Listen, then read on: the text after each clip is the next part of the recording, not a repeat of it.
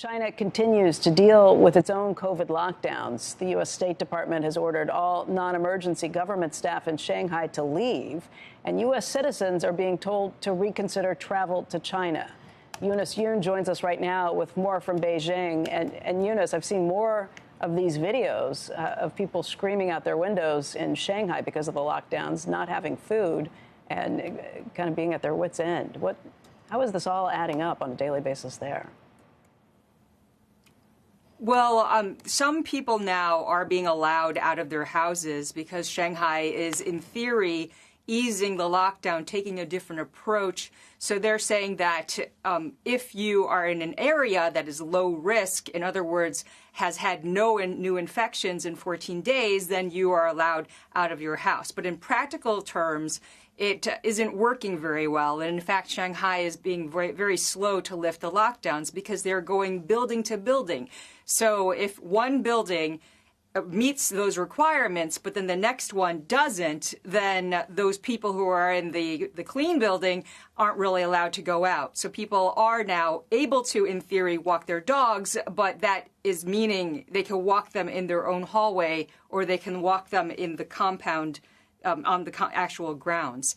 Better than what they've been dealing with for several weeks, but still quite onerous and harsh. And we're seeing those restrictions starting to spread outside of Shanghai as well. So Suzhou, which is a big manufacturing area, has now said that they're going to be testing certain districts in their jurisdictions, also have been urging residents not to leave and to make sure that they work from home.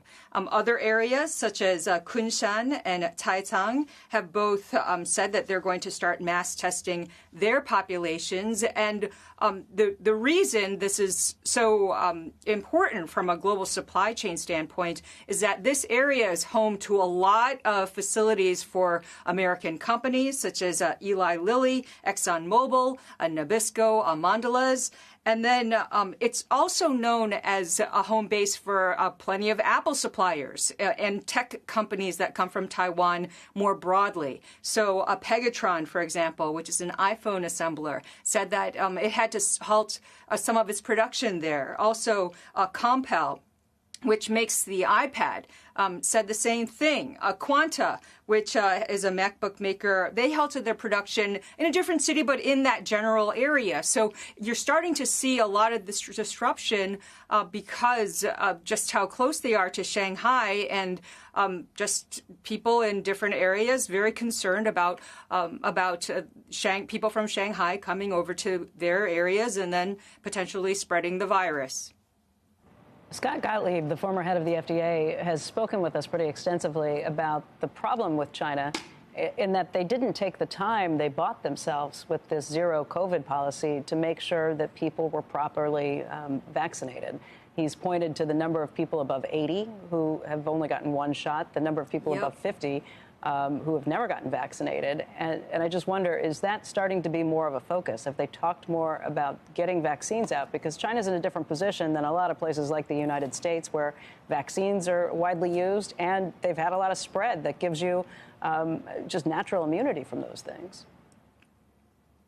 Yeah, that's exactly the focus, actually. We're starting to see more and more marketing campaigns that are geared towards the elderly to get people vaccinated because there has been a lockdown more broadly for the country and plenty of travel restrictions. There's been sort of this satisfaction or complacency among especially the elderly population that they wouldn't have to get vaccinated. And also a lot of concerns because people have underlying medical conditions.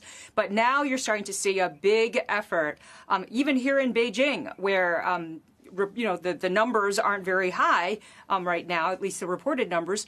And so even here, you're starting to see more campaigns and actually incentives, financial incentives being offered to the elderly up to about $80 or something, in some cases even more, about $160 for people to go and get their vaccine. So it's exactly what you're talking about, that there is a concern that people aren't vaccinated, that there has been a lot of time lost, and now we're starting to see a ramp up of the effort to vaccinate older people.